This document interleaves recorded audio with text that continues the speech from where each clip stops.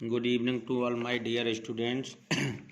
Today I am going to teach you math subject for class 6 student. मैंने वो last day आपको question number 11 multiple choice question तक solve करवा दिए थे और बाकी जो भी थे क्वेश्चन मैंने आपको करने के लिए बोला था, आपने करे उनको सॉल्व किया या नहीं ये तो आप समझ सकते हैं। लेकिन आज क्वेश्चन नंबर 12 जो है मैं इस पर डिस्कस करूंगा और मैंने आपको ये भी समझा दिया था पर आपने नहीं किया हो तो मैं फिर से आपको एक बार बता।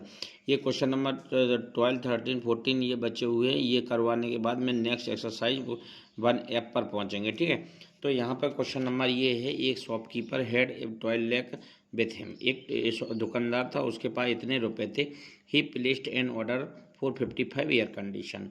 उसने 55 एयर कंडीशन का ऑर्डर दिया एट 20,825 ईच। प्रत्येक का 20,825 रुपये था। What will be the amount left with him after the purchase. वो 55 एसी खरीदने के बाद, एक एसी इतने में खरीदता तो 55 इतने में परचेज करने के बाद उसके पास कितना अमाउंट छूट जाएगा, तो ये हमें बताना। तो हम यहाँ पे क्वेश्चन को सॉल्व करेंगे।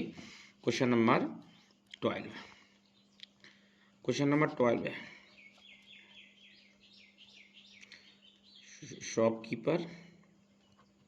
शॉपकीपर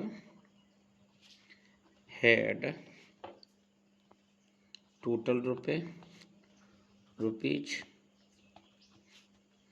इक्वल 12 लाख, ठीक है। अब he ordered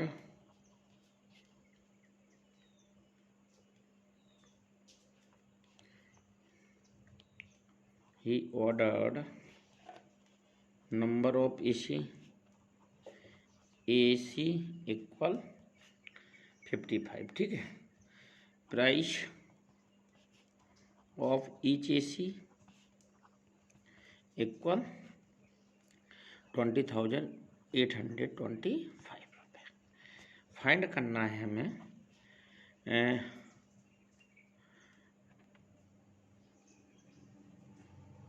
find what will B amount left with him after purchase. ये हमारा क्वेश्चन है, ठीक है। अब देखना है स्टूडेंट यहाँ सॉल्व कर रहे हैं। पहले हम 1 AC के अकॉर्डिंग 55 AC की प्राइस निकाल लो। कॉस्ट ऑफ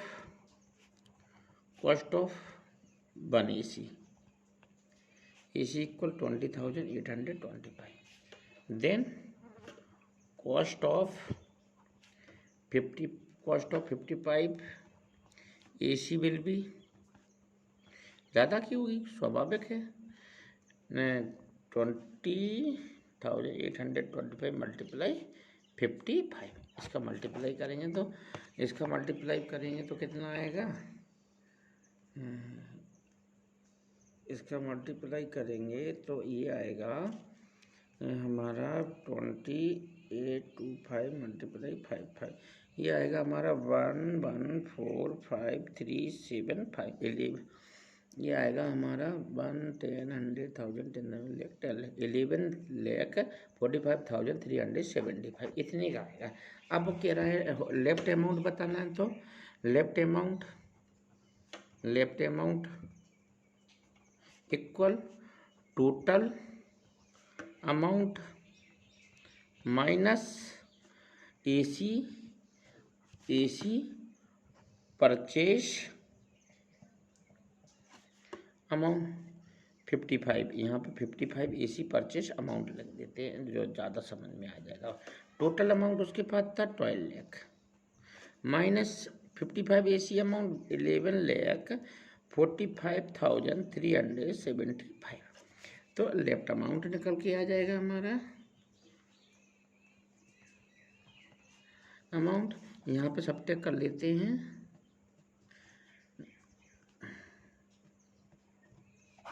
5 2 6 4 5 54,625 54,625 रुपये उसके पास रह जाएंगे। ठीक है, अब क्वेश्चन नंबर 12 पे इतना ही रहेगा, देख लेना, और मैंने देखा नहीं है, इतना ही रहेगा। ठीक है, बिल्कुल सही तरीके से क्वेश्चन को सॉल्व करा।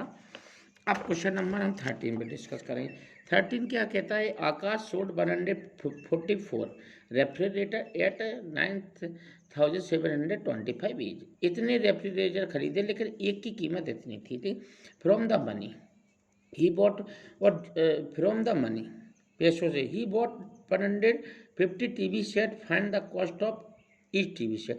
फिर क्या किया कि अगर वो 100 टीवी सेट खरीदे, 100 ही बॉट खरीदे, उसने 150 टीवी सेट खरीदे। ठीक है, तो बताओ एक टीवी सेट की कितनी कीमत रहेगी। अगर वो 154 रेफ्रिजरेटर जितने रुपए में 144 रेफ्रिजरेटर खरीद रहा है जितने रुपए के, अगर उतने रुपए की टीवी खरीदे और एक टीवी इतने की हो तो 1 टीवी की कितनी कीमत होगी। तो देखो यहाँ पे देखो, बहुत अच्छा क्वेश्चन है। आकाश सोल्ड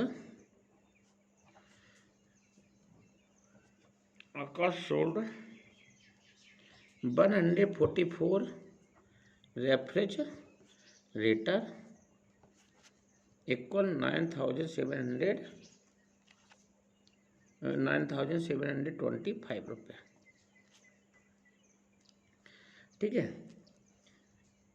ठीक है, तो ये मैंने लाइन नहीं लिखनी थी, फिर भी लिख दिया। ठीक है, तो अब हमें 100, पहले तो हम निकाल लें, इसमें फाइंड कर लें कॉस्ट ऑफ 144 रेफ्रिजरेटर खरीदता, पर एक रेफ्रिजरेटर यहाँ पे ईच है, ईच एक रेफ्रिजरेटर इतने का था, तो हम लिख देंगे फाइंड कॉस्ट ऑफ 1 रेफ्रिजरेटर, नहीं 144 रेफ्रिजरेटर, 144 रेफ्रिजरेटर। ठीक है, तो पहले इसको सॉल्व कर लेते हैं, फिर इस आगे वाली बात करेंगे। ठीक है, cost of 1 refrigerator equal 9,725, then cost will be of 144 refrigerator, तो 9,725 मल्टीप्लाई 144,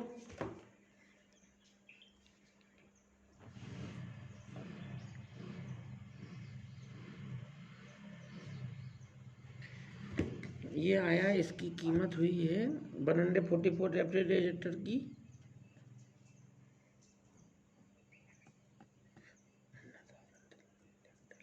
40,04,000 है ना, इतने रुपए की उसने रेफ्रिजरेटर, अगर वो 144 रेफ्रिजरेटर परचेज करता है तो इतने रुपए के आते हैं। ठीक है, अब कहा जा रहा है कि अगर इतने रुपए के वो टीवी सेट खरीदे, 150 टीवी सेट खरीदे, तो एक टीवी सेट की क्या होगी। तो now in second condition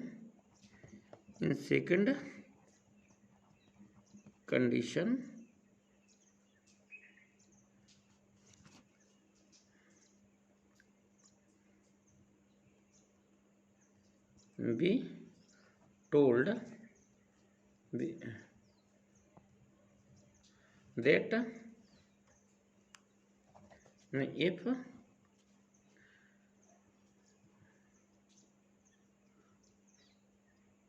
Akash sold 150 TV set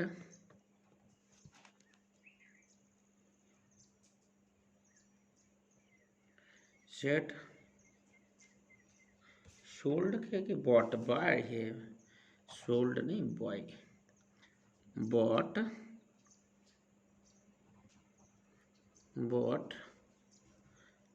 then find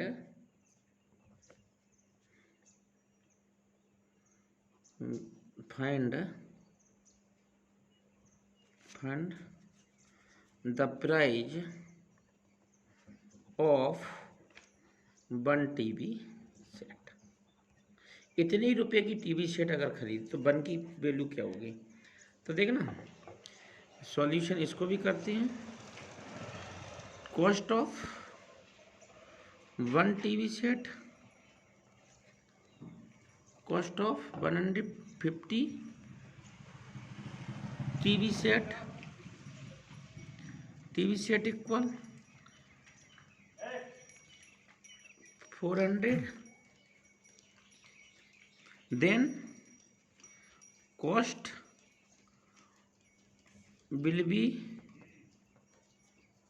of 1 TV set equal, देखो 150 इतने क्या थे, तो 1 तो कम की आएगी नहीं, तो कम के लिए क्या होता है? डिवाइड। क्या होता है? डिवाइड। तो 150 का क्या हो जाएगा? डिवाइड। 0 से 0 कैंसिल हो जाएगी, ठीक है। 59 या 135, इसको डायरेक्टली डिवाइड करते हैं हम, यानी कि 400 डिवाइडेड 150, 9300। इसको ये कैंसिल करेंगे तो आएगा 9336 रुपये। तो ये हो गया cost of 1 TV set equal 9336 रुपये, आंसर। ठीक है, अब देखो आगे देखो क्वेश्चन नंबर ये, high order thinking scale. At a rock concert there 5500 spectators. एक मतलब कोई खदान का काम लगा हुआ है, वहाँ पे इतने स्पेक्टेटर्स है, out of which 750 were invite, उनमें से 750 को इनवाइट किया गया। Who were given free ticket, who were given free ticket, the total collection from the sale of ticket इतना रुपये आया, इतने को फ्री दिया गया। What was the cost of 1 ticket, 1 ticket की कॉस्ट क्या थी? तो देखो इसमें से जो टोटल तो इतने थे, इसमें से इतने फ्री हो गए, इसमें से इतने फ्री हो गए, ठीक है। तो इसमें से ये कम कर देंगे 750, तो कितने बचेंगे? इतने बचे। अब वो क्या कह रहा, तो फिर total collection from the sale of ticket, जब टिकट इतने को टिकट बेचा गया तो इतने रुपए आए। तो what was the cost of 1 ticket, 1 ticket की कॉस्ट क्या होगी? तो बस इतने में से इतने का डिवाइड इसमें कर देंगे तो आंसर आ जाएगा हमारा। समझ में आ रहा है? क्योंकि इतने तो फ्री थे, तो पैसे कितने से लिए गए? इतने ही से लिए गए, ठीक है। तो ये कर लेना कि यहाँ पे लिख देंगे कि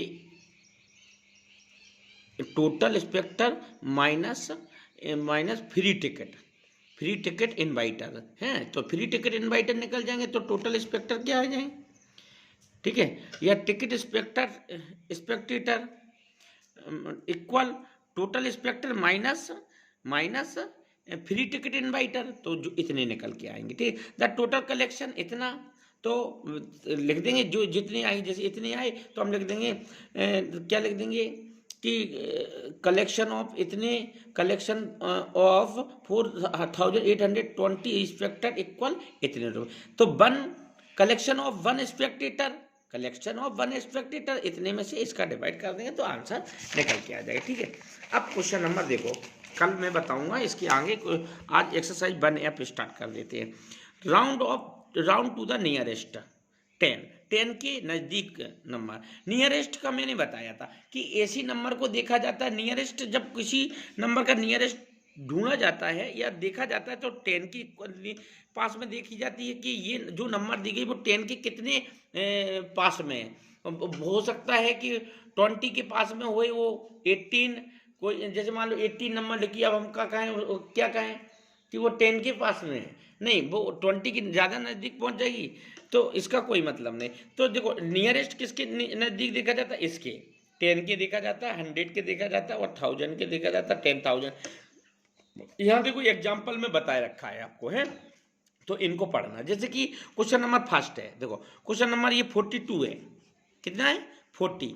अब 42 किसके पास में होगी, 42 नंबर किसके पास में हो, 10 के पास में तो होगी नहीं, क्योंकि 10 तक जाएगी जाएगी तो बहुत ज़्यादा चलना पड़। नियरेस्ट का मतलब है कि थोड़े दूर चले और तुरंत वो नंबर मिल जाए उसके नियरेस्ट। तो 42 किसके पास में आएगी, सबसे 50 के से तो ज़्यादा दूर, बेस नंबर देखना पड़ता है उसके, वो अपने बेस नंबर से कितने नज़दीक है। 42 40 के ज़्यादा नज़दीक होगी, 50 के ज़्यादा दूर होगी। 15 किसके नज़दीक होगी, किसके नज़दीक होगी, 20 के नज़दीक होगी।